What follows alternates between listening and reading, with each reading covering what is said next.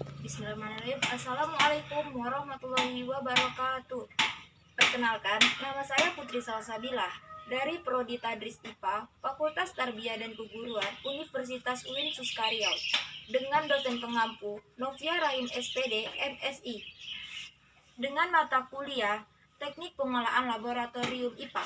Di sini, saya mengambil tema Laboratorium IPA SMP, di mana Laboratorium IPA SMP ini berfungsi untuk pembelajaran IPA dengan menggunakan alat-alat khusus, yang mana peserta didiknya dapat ditampung sebanyak 20 orang, dengan rasio minimum 2,4 meter persegi per peserta didik. Dengan 20 peserta didik, maka dibutuhkan 48 meter persegi, yang mana sudah mencakup ruang penyimpanan, ruang perlengkapan, sehingga lebar yang dibutuhkan untuk laboratorium IPA itu sebanyak 5 meter persegi.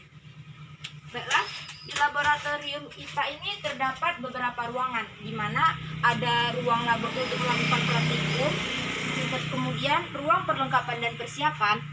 Setelah itu, di ruangan perlengkapan dan persiapan itu juga terdapat ruang bahan dan zat, kemudian ruang alat fisika dan ruang alat biologi dan kimia. Di sini juga terdapat ruang guru dan asistennya, kemudian 2 buah toilet. Di ruang praktikum laboratorium IPA ini terdapat 4 buah meja untuk 20 peserta, di mana setiap meja itu dapat menampung 5 peserta didik. Di laboratorium IPA ini juga terdapat 1 buah jam dinding, alat P3K, lemari yang berfungsi untuk tempat menyimpan buku-buku atau alat-alat atau sejenis gambar atau poster yang dibutuhkan ketika praktikum, 2 buah pemadam api, 6 buah wastafel untuk peserta didik, 1 buah wastafel untuk guru. Kemudian terdapat juga papan tulis, yang mana papan tulis dibutuhkan untuk guru menerangkan apa saja yang akan dikerjakan oleh peserta didik. Di sini juga terdapat 1 buah meja demonstrasi. Kemudian di ruangan selanjutnya, yaitu ruang perlengkapan dan persiapan, di mana terdapat beberapa ruangan kembali. Di ruang perlengkapan dan persiapan ini terdapat 1 buah lemari, yang mana untuk menyimpan perlengkapan yang dibutuhkan oleh peserta didik. Di ruangan bahan dan zat, di sini khusus untuk menyimpan zat-zat yang dibutuhkan ketika akan melakukan praktikum. Jadi, zat-zat ketika kita akan melakukan praktikum, maka kita pergi saja ke ruangan bahan dan zat.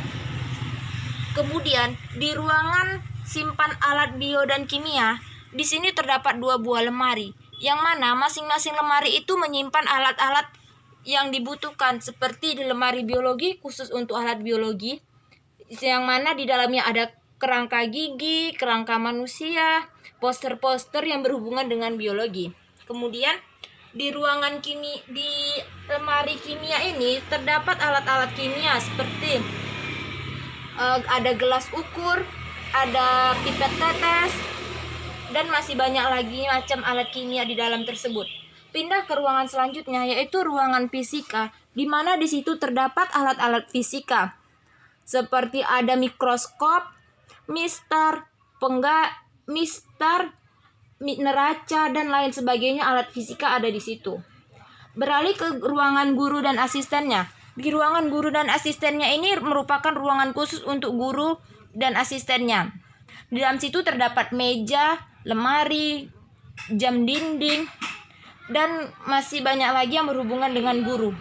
Kemudian pindah ke luar ruangan, terdapat toilet, yaitu ada toilet wanita dan toilet pria, di mana toilet tersebut memerlukan ventilasi.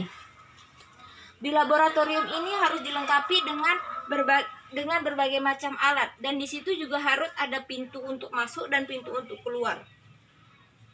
Di laboratorium itu harus ada banyak jendela, karena saat melakukan praktikum kita juga membutuhkan cahaya, di mana cahaya tersebut sangat diperlukan ketika kita akan menggunakan mikroskop. Jika mikroskop itu bukan mikroskop listrik, otomatis kita memerlukan cahaya. Nah, dengan di situ kita dibutuhkan dengan jendela dan ventilasi agar udara dalam laboratorium itu dapat berganti-ganti. Saya kira cukup.